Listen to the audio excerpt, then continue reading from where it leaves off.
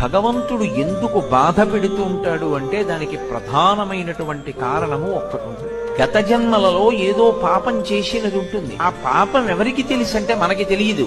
కానీ ఆ జన్మలో జీవుడు ఏం చేశాడో భగవంతుడికి తెలుసు. అది చిత్రగుప్తుడంటే. ఆయన వ్రాసి పెట్టుకుంటాడు. దాన్ని అనుభవంలోకి తీసుకొస్తాడు. చేసిన పాపం కష్టం రూపంలో పోవాలి. వీడు కూడా బాధపడ్డాడు అనుకోండి, ఆ బాధ రూపంలో చేసిన పాపం పోతుంది. ఎప్పుడో ఎవరినో అనరాని మాట ఏదో అన్నాడు, వాళ్ళు చాలా బాధపడ్డారు. 2 గంటలు వాళ్ళు బాధపడ్డారు కదా. ఆ బాధ పడినట్టే ఇప్పుడు కూడా నిన్ను ఎవరో ఒకళ్ళు ఏదో అనరాని మాట అంటారు, నువ్వు 2 గంటలు బాధపడ్డావు. ఈశ్వరుడు గత జన్మలలో చేసిన పాపాన్ని దృష్టిలో పెట్టుకుని ఫలితాన్ని ఇస్తాడు. గత జన్మలలో చేసుకున్న పుణ్యాన్ని దృష్టిలో పెట్టుకుని ఫలితాన్ని ఇస్తాడు. అలా ఇస్తాడా అండి? ఖచ్చితంగా ఇస్తాడు.